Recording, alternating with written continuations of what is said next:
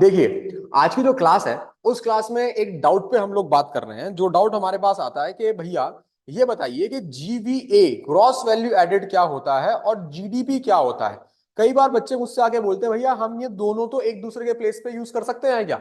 हाँ कर सकते हैं, कैसे, लेकिन बताऊंगा अभी आगे चल के। देखिए अब समझिए इंपॉर्टेंट डिफरेंस जीडीपी और जीवीए में क्या है वो। देखिए बेटा, जब आप जीवीए की बात करते हैं तो आपको यह बात याद रखनी है कि आप इकोनॉमी के सप्लाई साइड की बात कर रहे हैं। यह बात आपको बिल्कुल नहीं भूलनी है। ठीक है, अगर आप इकोनॉमी को देखिए तो हमारे पास पूरी इकोनॉमी में दो ही मेन एरियाज हैं, एक डिमांड साइड और एक सप्लाई साइड। तो जब आप सप्लाई साइड की बात करें तो आप जीवीए की बात करें, ग्रॉस वैल्यू एडेड। क्यों? क्योंकि इसके अंदर हमारे पास जो मेन कंसिडरेशन आ रहा है बच्चे, वो आ रहा है वैल्यू एडिशन का, वैल्यू एडेड का। अब वैल्यू एडेड इकोनॉमी के अंदर कौन कर रहा है? ये सारा प्रोड्यूसिंग सेक्टर कर रहा है। और प्रोड्यूसिंग सेक्टर कौन है? सप्लाई साइड वाला सेक्टर, चाहे उसमें अब एग्रीकल्चर सेक्टर हो, इंडस्ट्रियल सेक्टर हो या सर्विस सेक्टर हो। अब अगर मैं अपने कंट्री में इन सब सेक्टर्स के वैल्यू को कैलकुलेट करके उनका वैल्यू एडिशन निकाल लूं तो ग्रॉस वैल्यू एडेड निकलेगा, जीवीए निकलेगा। और जब बात जीडीपी की होती है, ग्रॉस डोमेस्टिक प्रोडक्ट, तो ग्रॉस डोमेस्टिक प्रोडक्ट को कैलकुलेट करने के लिए हमें अपनी इकोनॉमी की डिमांड साइड को देखना पड़ता है। अब अगर मैं डिमांड साइड की आप लोगों से बात कर रहा हूं तो डिमांड साइड हमारे पास कौन सी साइड है? डिमांड साइड हमारे पास बच्चे एक्सपेंडिचर वाली साइड है।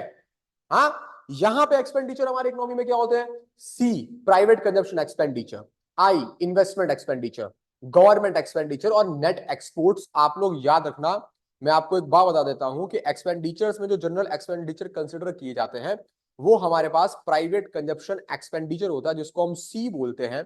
उसमें प्लस होता है इन्वेस्टमेंट एक्सपेंडिचर आई, फिर आता है गवर्नमेंट एक्सपेंडिचर और फिर हमारे पास इंक्लूड होते हैं नेट एक्सपोर्ट जिनको हम एक्स माइनस एम से रिप्रेजेंट करते हैं। इतना क्लियर हुआ? तो अभी हमारे पास इतनी तो बात समझ में आ गई कि जीडीपी डिमांड साइड से कैलकुलेट होगी और जीवीए सप्लाई साइड से कैलकुलेट होगी। अगला डिफरेंस, अगर आप जीडीपी से जीवीए में आप लोग अगर जाना चाहते हैं, बेटा ध्यान से समझना, या आप मुझसे पूछेंगे भैया जीडीपी जीवीए इक्वल कब है, आप ये बताइए कि हमारे पास gross domestic product gross value added के कब इक्वल है। Gross domestic product gross value added के इक्वल हो सकता है अगर आप लोग ग्रॉस वैल्यू एडिड के अंदर प्लस कर दें हमारे पास एनआईटी।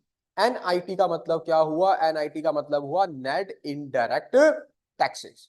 जो इनडायरेक्ट टैक्सेस हमारे पास कैसे निकलते हैं? ये हमारे पास बेटा कैलकुलेट होते हैं इनडायरेक्ट टैक्सेस माइनस सब्सिडीज। मैं नीचे लिख देता हूं, शायद मेरे ये चलो दिख तो रहा है साइड से। इनडायरेक्ट टैक्सेस को हम लोग माइनस कर देते हैं, इनडायरेक्ट टैक्सेस हम लोग क्या माइनस कर देते हैं? सब्सिडीज। तो क्या फाइंड आउट हो जाती है? Net indirect taxes.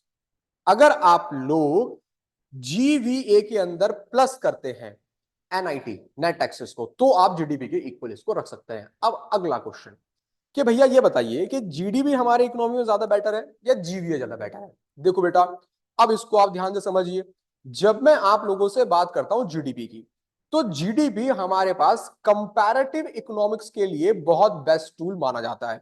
जब मुझे इकोनॉमिक्स में कंपैरिजन ज्यादा करने हैं तो कंपैरेटिव इकोनॉमिक्स के लिए जीडीपी मेरा बेटर टूल है as compare to GVA. Comparative या जिसको कंपैरेटिव नहीं, कंपेयरिंग, कंपेयरिंग इकोनॉमिक्स के लिए ये हमारे पास ज्यादा बेटर टूल है। और अगर मैं अपने कंट्री की ग्रोथ को काउंट कर रहा हूं क्वार्टरली, ध्यान से समझना, अगर बेटा जी मेरे पास ये हुआ कि मुझे जो ग्रोथ को कैलकुलेट करना है, मुझे ग्रोथ को कैलकुलेट करना है क्वार्टरली, तो ग्रोथ क्वार्टरली कैलकुलेट करने के लिए जीवीए हमारे पास बेटर ऑप्शन है। मैं क्वार्टरली जो ग्रोथ कैलकुलेट करता हूं वो जीवीए से कैलकुलेट करता हूं। तो आप ये समझ सकते हैं कि जीवीए थोड़ा सा ग्रोथ को टाइम एंड टाइम दिखाने वाला इंपॉर्टेंट इंस्ट्रूमेंट है एज कंपेयर टू जीडीपी।